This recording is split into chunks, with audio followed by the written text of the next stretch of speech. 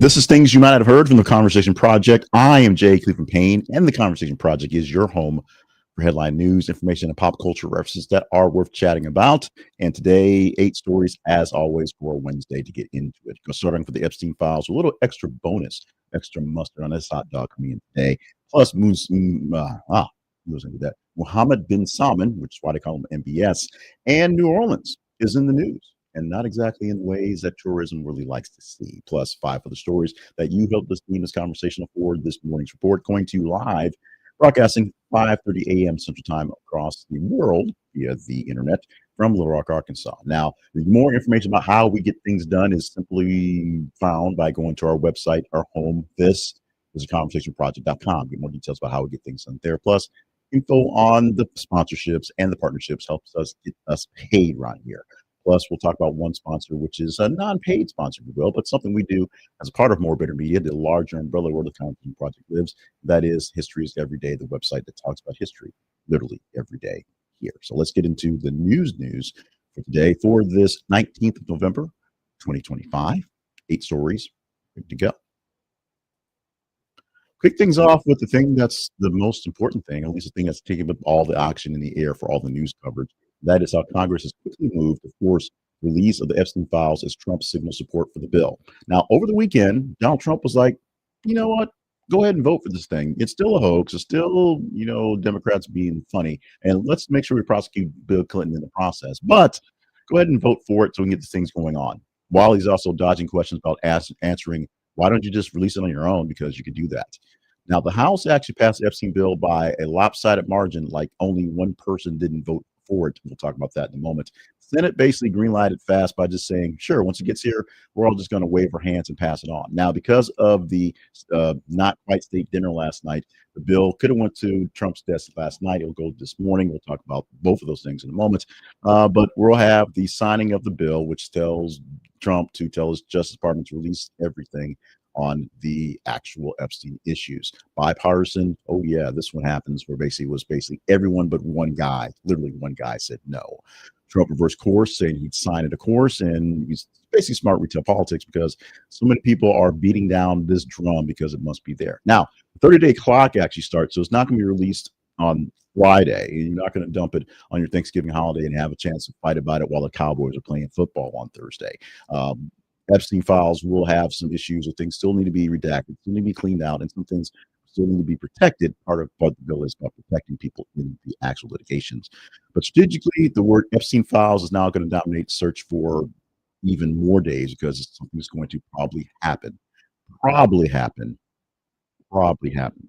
Let's go to Louisiana, where things got a little, well, technically we're in Washington, D.C., but Louisiana is where things got a little hairy last night, where Democrats and Republicans also basically just said, we're down with this. Let's get this over because no one wants to say, I did not vote to not show Epstein files.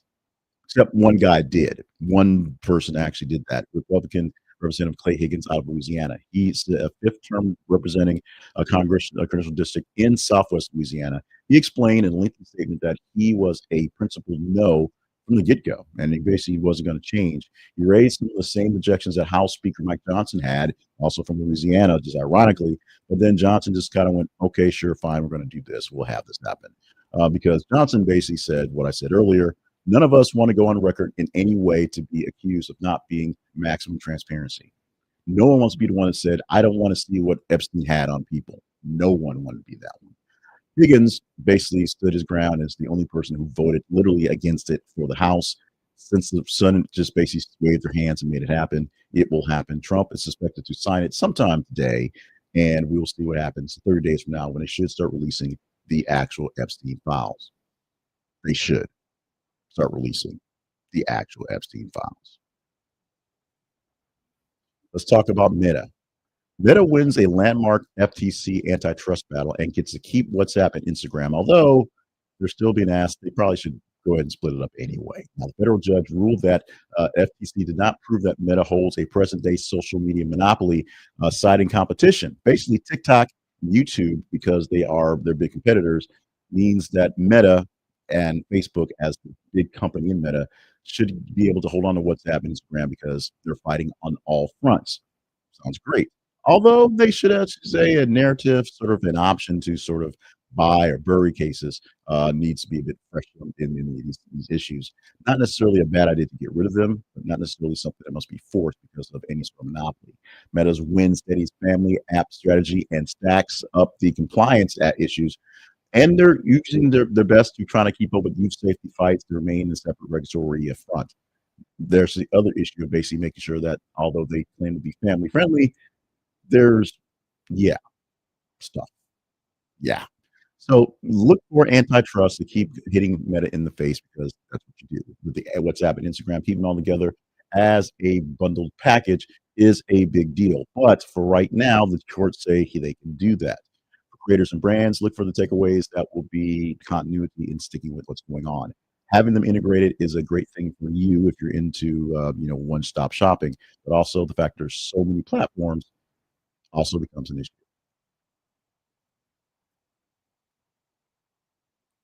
A woman was horrifically set on fire while riding a Chicago train, and authorities are investigating the attack right now.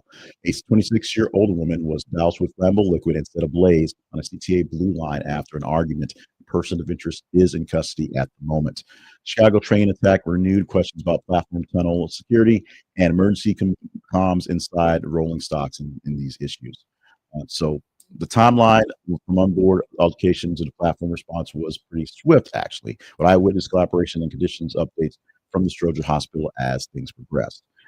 Sensationalism is going to be the big thing here when people get a hold on this one. Now, right now, we are talking about MBS and we're talking about Epstein. So there's plenty of sensationalism on those things as well. But as the story grows and if there are holes in coverage that they need to fill with something, you'll hear more about this actual fire, this actual accident going forward, because this is another outrage going on forward. We'll know more about the person of interest as we go through with this one, because those are things we talk about as well.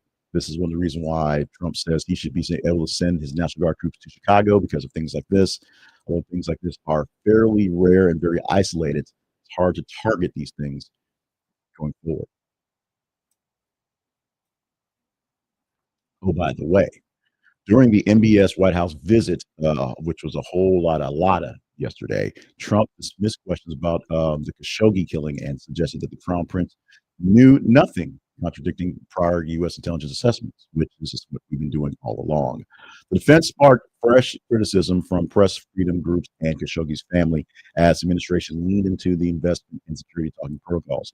Now, our security details, our actual intelligence says that when Jamal Khashoggi walked into an embassy and did not walk out, that it was the crown prince's doing to essentially have him killed, have him dismembered, have his body moved away as quickly as possible. And Donald Trump says, nope, didn't know anything about it because read your own into that one going forward. So there's a lot to be going on in this one. Last night there was a lot of things, all day yesterday, a lot of things answered. Congress wanted to probe for some arms sale of F-35s, which Trump wants to sell to them. And of course, last night during the not state dinner, Trump announced that the Saudi Arabians are now a very close non-NATO type ally in the region, which they've been more or less for a while. But the statement said out loud in front of all the people and what it will turn into as a place for military operations is what it is. Meantime, civil rights activists and people who essentially say Saudis are bad will continue to say Saudis are bad because those things have not changed. What has changed is basically the treatment going on with Donald Trump. Oh, by the way, the Trump family, these kids who still run the businesses, have dealings that are still up in the air, open in Saudi Arabia and in the area. So might be one reason why Trump's being so nice towards the crown prince. Let's talk about you for just a quick moment on the YouTube, maybe the X or the Facebook, based on how you're watching this. We need you to help us grow this thing here. Yeah, we just need you to help us grow this thing. It's pretty simple. It costs you very little to do these things here. Like the video you're watching right now. If we're good, like it. If we're okay, like it. If you hate us but want to see more of it, like it. And that way the algorithm will share us up with more folks out there. Also know that I'm doing the right amount of mixing stuff to get you impressed, get you into the stuff. Whether it's a love like or a hate like, we'll do that as well. Share with like-minded people who also love what this type of commentary or would hate me just as much as you do. And if you're not getting us natively in your feed automatically, either the live notification or just in whatever feed rollback you get for the later replays, subscribe to us on X, on Facebook. You do those, you can follow us and get the feeds where we'll talk about in a moment, where you can help us pick the stories every single day. And of course, on YouTube, where we are monetized and we do our best to give you great videos, great news, great coverage there. YouTube TV is offering a $60 discount to win back users after Disney's dispute fallout. Now, uh, YouTube TV gave out $20 rebates for the 2 weeks while ABC and Disney channels were on the actual platform. But after the 2 week blackout and people who've actually left, like literally in their subscriptions, they have a way to bring you back. And it's not so much about love, it's all about cash.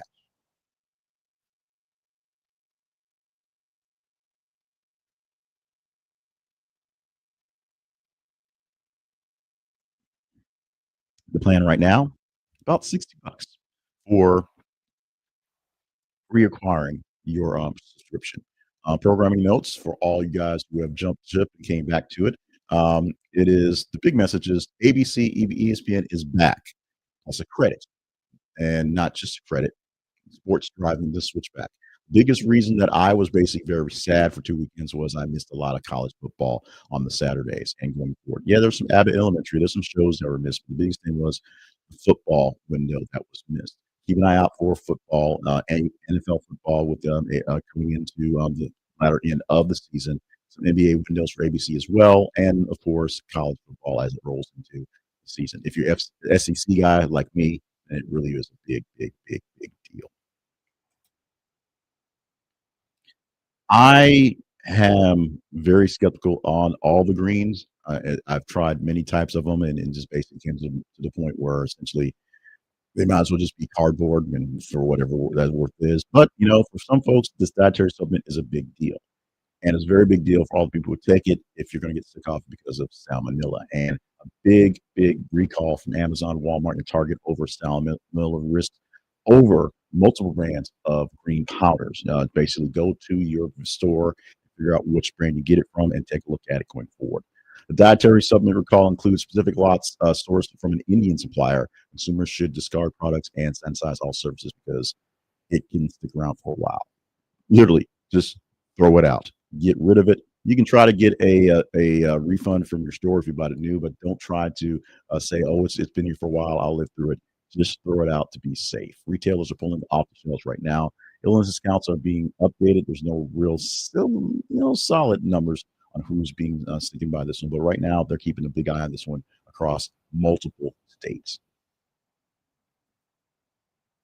Your flying cars are here, not for your use, but let's just say flying Ubers or flying taxis are coming to Dubai because everything's coming to Dubai.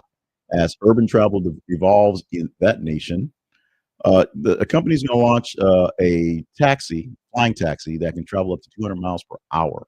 This is from Joby Aviation. They're staging their daily EVTOL, which I'm sure I butchered that one, demos in Dubai and will complete a point-to-point pilot flight, setting up vertiports ahead of a 2026 service launch. In months, you can go 200 miles an hour in the sky back and forth as a taxi with real world operations going back and forth from something that's a very simple situation. If you're going from, one more or less major city to another pretty quickly, you don't have to take a full flight. You don't want to get on an airplane. You can get in one of these little air taxis, essentially a helicopter that's a bit more amenities, let's say, and go back and forth. The air taxis and the routes they're taking, going from the Dubai Mall to Atlantis to Royal EAD, and going through that was going to be a very good looking travel trip if you make it to Dubai. The flying taxis by Joby's will be flying at a max of 200 miles per hour pretty quickly, and you'll be able to see lots and lots of work on those. Look for regulators to make sure these things are good, although this is Dubai, so regulators are sort of, their mileage may vary. But we'll see how this thing rolls out fairly soon for the Dubaians, the Dubs, and whether something like this will come to us and whether we'll get a chance to drive our own private flying cars slash taxis. The Trump administration has an immigration crackdown spreading to new cities. Next one up, New Orleans. It can start as soon as December the 1st. DHS is planning to point the December 1st start for New Orleans to surge operations, and they're going to call this one Swamp Sweep because creativity. Border Patrol agents are detailed around through the metro to go through what they've been doing across the nation, rounding up people who are illegal and getting them back to where not where they came from, just to various places that aren't here. Internal chatter includes specialty teams and armored vehicles, of course, all the guys with the face mask, and DOJ and local partners are bracing for court challenges over workplace and street level tactics. Right now, there's big talk in North Carolina where they're basically just shutting down businesses and people aren't showing up for work or school because they're just picking up people on the streets at random. That may be the new deal in New Orleans, which doesn't like that around this time of year because tourism. It's what it is. Separate from what's operational, actually chasing down people and looking for people there is the political theater that it does have. All the people roaming around wearing the mask, wearing the gear, and essentially bullying folks, rolling up in unmarked cars and grabbing people going forward. This is one that we're going to have to keep an eye on very closely because we have been for a while for many other places. Because I'm just sitting here in my office in Little Rock, Arkansas, I'm not out there beating the pavement and flying around checking things out place by place. But I do have, enough time to take a look at some of the stories, see what's going on there, and parse the both sides issues. Yes, they are picking up some people, and they've so far picked up in the operations about 500,000 people who are here illegally, which is fine. But the numbers of stories anecdotally or in your media that's fed, hopefully less of it being AI than hopefully being less AI than other, of people being rounded up for no reason and disappeared just out of nowhere is also a real thing. History is a real thing. That's a realer thing than you may think it is. But we do our best to share history and share things going on every single day with a website called historieseveryday.com. And historieseveryday.com allows you to get some history facts every single day and use them for hopefully good, maybe for some evil if you're really going that way. What we give you every single day is 12 history lessons that are things that were historical. Some of them you probably never even thought about because they're just so obscure. Some of them was like, yeah, I didn't remember that. I forgot about that. And then we have about 7 births and 7 people who died in this day to go along as well. We give you that full list via our newsletter, which you can see at the website or sign up for it to get it in your inbox directly. You can go to YouTube and sign up for the video podcast, This Day in History, which gives you just 3 of the history lesson pieces. It's less than 60 seconds, so it's really quick. 3 history pieces with 3 people who were born and 3 who passed. And as we find the time to do them, our history takes are longer takes and bigger stories of video essays on history, things that we think are interesting, and hopefully you do as well. We got a lot of love for those, a lot of great response to those. So hopefully we will enjoy doing more of those. We've been a bit behind with things going on, had some illness issues, so yeah, I had to make sure that's all straight. But we'll get back up and going with some interesting things. Had some scripts that were written that we were just taking a chance to do because unfortunately I did not have the stamina to kind of sit and read for that longer time and do the editing. So we'll get back onto it very soon. But go to historyiseveryday.com. You can subscribe to the newsletter, get it in your inbox directly, or just check it out on the website every day. Also go to YouTube and see the podcast and check out our history takes also on YouTube as well. Our home online, our website. This is the conversationproject.com. The conversation inbox, gmail.com is our email address for chatting up things on deeper levels. You can chat me up in the comments as you want to. You can go deep. Send me an email there and we can go into deep discussion for that one. And on Facebook and X, we have our feeds, which is another place you can see these videos. These videos are live there and be on replays in the feeds. But also, every 50 minutes or so, we post news articles from various different sources, and we look for you to engage in them. And the higher engagement the internet and you guys gives it, better chance we have to talk about it today. Today's batch was a hodgepodge of things. We're having some inside baseball. We're having some issues with the sourcing. The X app is not being as happy as it wants to be with getting us real data again. And so we're having issues with sourcing. And so it's sort of hit or miss on the true realities of the numbers right there. But they are stories that we have pasted, and they're stories that you guys do seem to want to be engaged in. And so they're there. Today's was a hodgepodge of all over the place because honestly, it was hard to kind of nail down the Trump stuff to get there. So we just put them down in whatever order they came into, and we put the New Orleans story last because I thought that was the biggest impact. That's my editorial on that end. Meantime, today is Wednesday, 19th of November, 2025. My name is Jay Cleveland Payne, and I have provided for you 8 things you might not have heard. A few of them I'm pretty sure you did, but some of them you might not have heard, or at least from those perspectives. News articles, news stories that get you started for this Wednesday, so get you started on what was important going into the day and what to look forward to in this full day and beyond that as well. Love you guys. Mean it so much. Make sure you stop by tomorrow for a Thursday edition of the show because we will do Thursday edition. You know, you know, high water, quick to rise. And also if we are, if Lord willing, quick to rise, if we do have that ability, we're going to do it one more day. So we'll do it one more day. We'll see about tomorrow.